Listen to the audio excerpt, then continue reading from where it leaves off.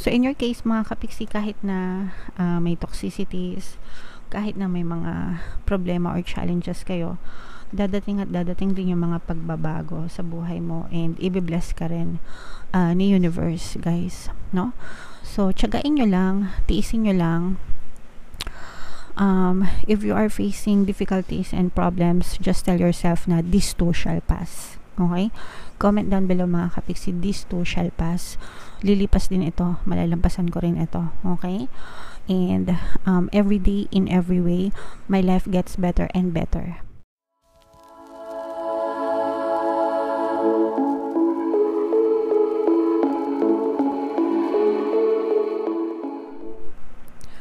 Hello guys, hello Libra, welcome back to Pinoy Pixie Tarot. Ang pamagat ng episode natin for tonight is full moon kapalaran para ngayong October to November para sa Libra, Sun, Moon, Rising, Sign, and Venus. Shuffle ko yung cards guys, hanapin ko yung energy ng moon at saka yung energy ng Libra. So ito yung energy ng moon mga kapiksi, ngayon naman hanapin natin yung energy ng Libra. Ito, so Libra, kayo ay represent ng King of Wands sa ating spread. Sa spread na to, or sa deck na to, ang air signs ay represent ng Wands na suit. So combination ito guys ng positive and negative energy, general reading lang. Pwede mag-resonate, pwedeng hindi. And yung ating full moon ngayong October mga kapiksi ay sa October 29, tapos yung next na full moon natin ay sa November 27. So ang reading na to guys ay para sa period na yan mga kapiksi. And ang pangalan ng ating full moon ngayon ay Hunter's Moon guys. Hunter's Moon. Alright? So, positive and negative yung nakikita natin dito mga kapiksi. Mayroon tayong presence ng air sign, Aquarius, Gemini, Libra, at saka fire sign. Aries, Leo, Sagittarius. For some of you, maaring meron kayong, you may be dealing with these people na for some of you parang nagkakaroon kayo ng conflict, no, with other people dito, lalo na sa workplace, sa trabaho.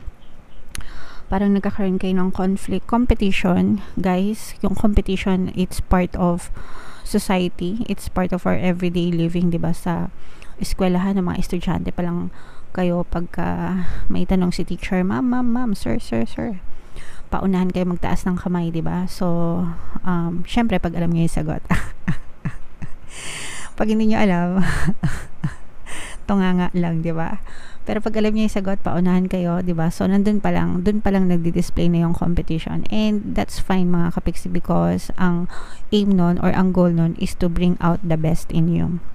And pero yung iba sa inyo, yun yung nakikita natin na parang nagkakaroon kayo ng, you are facing some kind of competition pagdating sa workplace, pero itong competition na to parang more on negative siya, kasi yung iba parang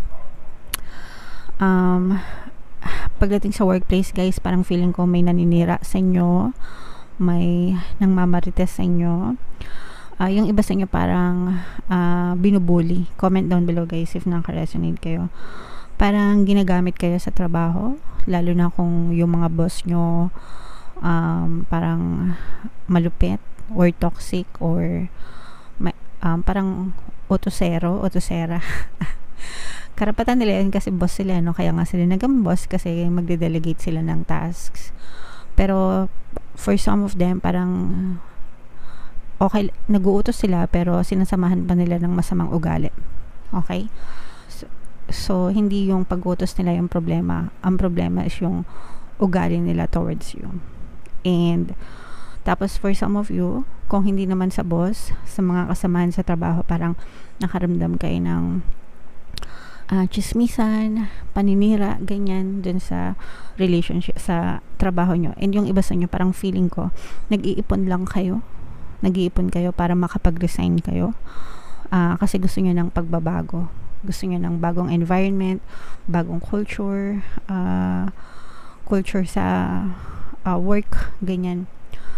Lalo na kung nasa ibang bansa kayo or ibang lahi, kasi baka yung iba sa inyo nahihirapan kayo na makisama dun sa ibang lahi. So may mga ganong klaseng negative energies na maaari kayong ma-experience. For some of you, parang you're actively looking for a job, replacement job. bagong company, and maaaring dumating yung good news sa inyo. So maaari kayong makatanggap ng update dun sa mga ina-apply nyo mga kapiksi. Pero until such time, tiis-tiis muna guys, no? Tiis-tiis habang wala pa yung good news, habang hindi pa kayo nakakaantay ng replacement, kasi mahirap mag-resign ng walang trabaho kapalit, although ginawa ko yung dati. Tapos hindi na ako bumalik sa pagtatrabaho kahit kailan.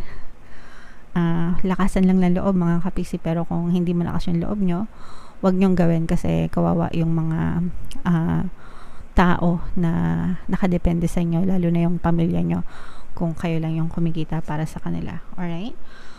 Magiging masaya din kayo guys. Ayan o, ayan yung toxic guys. A lot of burdens, a lot of toxicity. So medyo negative yung more negative yung energy nyo Libra kaysa sa positive. Marami kayong masyadong problema and toxic, no? So yung iba sa inyo, parang feeling ko sinasarili nyo, hindi nyo mailabas. Ayan o, dadating din yung blessing sa inyo guys. So ito naman yung maganda, kasi diba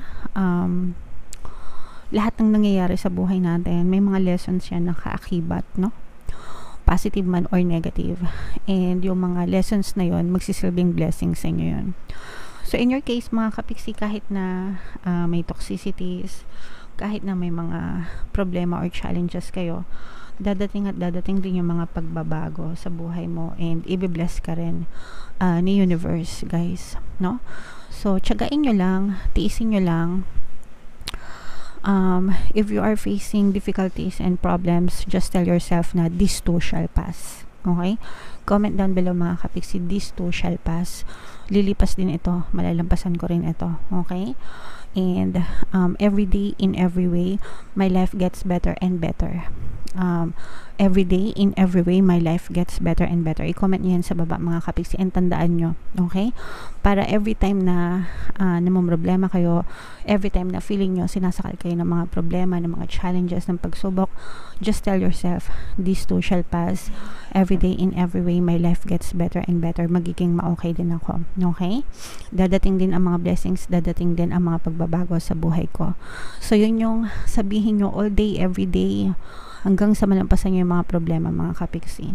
And itong mga pagbabago and blessings na nakikita natin, i-mind nyo na to guys, kasi didinggin yung mga dinadasal nyo, and magkakaroon ka rin ng happiness pagkatapos nitong mga pagsubok na to. So wag na wag kayong susuko mga kapiksi.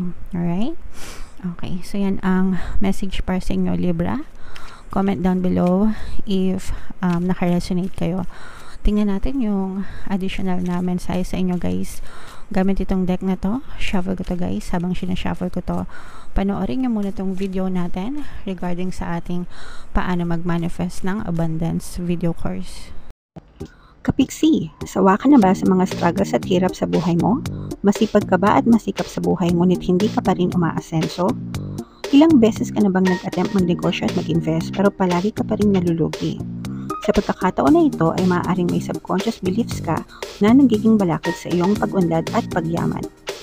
Introducing, paano mag-manifest ng abundance video course. Dito ay matututunan mong ma-overcome ang mga balakid mo para tuluyan ka ng umunlad, umasenso, sumagana, maging matagumpay, successful at maswerte sa iyong kabuhayan, pera, trabaho, negosyo, salapi at kaperahan ng bonggang-bongga. Dali, mag-send na ng email sa pinoypixitaro@gmail.com at simulan na ang iyong pagyaman ngayon. Alright, so gusto mo bang yumaman kapiksi? Kung gusto mong yumaman, umunlad at umasenso ng bonggang-bongga, mag-avail ka na ng course kasi sobrang ganda talaga niyan. And good news guys, no? Meron tayong 10% discount sale tayo until October 31 dyan sa course na yan. So mag-avail na kayo habang may sale. Meron din tayong email coaching mga kapiksi, manifest your desires using the law of attraction. If meron kayo mga specific na gusto nyo i-manifest, pwedeng love and relationship, pwedeng money or career mga kapiksi, pwedeng kayong magpabook ng email coaching session with me. Mag-send lang kayo guys ng email sa pinoypixitaro@gmail.com. So, don't let your past hold you back mga kapiksi. Sobrang ganda. Don't let your past hold you back. Okay? So, sobrang ganda ng inyong additional message. Huwag nyong hayaan na magdusa yung inyong present situation or yung future nyo, mga kapiksi. Kung nagdudusa ka na sa iyong present situation right now, that's because of your past, guys, no? That's because of your past circumstances, past beliefs, past habits, past patterns, no? If you are, kung nagdudusa ka ngayon, dahil yan sa past thoughts mo. So, wag mo nang hayaan na ituloy mo yan sa present mo para hindi mo na siya madala sa future mo. Nagets mo ba? Yung present mo right now, yan yung past thoughts mo. Mga inisip mo nung 1 taon, nung 1 linggo, kahapon, kanina, 5 taon, simula nung bata ka, okay? Because what's being pushed out in your reality is the overall beliefs in your subconscious mind. So, na-program yung subconscious mind nyo, it's being pushed out in your reality. Yung future mo, ang magdidikta ng future mo is kung ano yung pattern of thoughts mo right now. Okay? Right now. So, kung ano yung ini-invest mo sa isip mo right now, kung ano yung palagi mo iniisip, kung ano yung dominant thoughts mo, pag palagi mo siyang iniisip, you're converting it into a belief. And kapag ka naging belief system siya sa inyong subconscious mind, it will be pushed out in your reality. So, ibig sabihin, wag mo nang hayaan na magdusa ka sa future by changing the pattern of your thoughts now. Kasi kung paulit-ulit mo pa rin iisipin yung mga problema mo right now, hindi rin yan magbabago sa future. Dala-dala mo pa yan sa future. Nagets nyo ba, guys? Comment down below if nagets nyo. So, dapat yung pattern of thoughts nyo ngayon, right now, is focused on your desires, focused on your wants, focused on your needs, kung ano yung gusto nyo, para yun yung ma-push out sa 3D. Okay? Subconscious mind is reprogrammable. Na-reprogram siya, mga kapiksi. That's why everything is changeable and malleable. Pero, unless baguhin mo yung sarili mo, yung pattern of thoughts mo, hindi magbabago yung iyong future. So, wag mong hayaan na magdusa ka sa future dahil lang sa past mo. Stop thinking about your past. Stop thinking about your past. Stop thinking about your past, mga kapiksi. Tapos na yun. Tapos na. Wag mo nang hayaan na magdusa ka. Okay? Comment down below, guys, if naintindihan nyo. I release the past. Attune to the moon, mga kapiksi. I release the past. Comment nyo yan sa baba. I release the past. I let go of the past. I release the past. No, kailangan nyong i-release yan. Kailangan nyong i-let go. Para hindi na kayo maghirap. Para hindi na kayo magdusa. Kailangan nyo na siyang i-let go. Mag-move on na, mga kapiksi. A relationship is karmic and has played out across many lifetimes. Kung feeling nyo minamalas kayo sa relasyon nyo, palagi kayo nag-aaway, it may be a karmic connection. Ibig sabihin, hindi pa kayo nagkakaroon ng forgiveness. And kapag hindi kayo nag-forgive, hindi nagkaroon ng forgiveness between you and that person, mauulit yan sa next lifetime nyo. Okay? So, para maputol yung kamalasan nyo sa relasyon, mga kapiksi, you have to learn to forgive. Kailangan magkaroon ng forgiveness. Alright? Your attraction to someone may be verging on the obsessive. Baka masyado ka na na-obsess sa partner mo or sa specific person mo. So, wag ka ma-obsess sa kanila. Hayaan mo silang ma-obsess sa'yo. Mahalin mo yung sarili mo, no? I-focus mo yung attention mo sa sarili mo. Alright? And just because you can do something doesn't mean you should. Hindi porket kayang-kaya mong gawin yung isang bagay, gagawin mo na siya. Pag-isipan mo lang mabuti, guys. Lahat ng action, lahat ng desisyon na gagawin nyo, always think about it over and over again. Yung mga consequences, mga kapiksi. Alright? Yeah. So, comment down below, Libra, if naka-resonate kayo dyan sa mga messages na yan. Guys, ito yung ating 2024 kapalaran. Kung hindi nyo pa napapanood, panoorin nyo na. Super nice, super ganda. And ito naman yung ating success stories ng paano mag-manifest ng abundance video course. Thank you for liking, sharing, and subscribing, mga kapiksi, and see you again next time. I love you all, guys. Have a nice day. Bye-bye.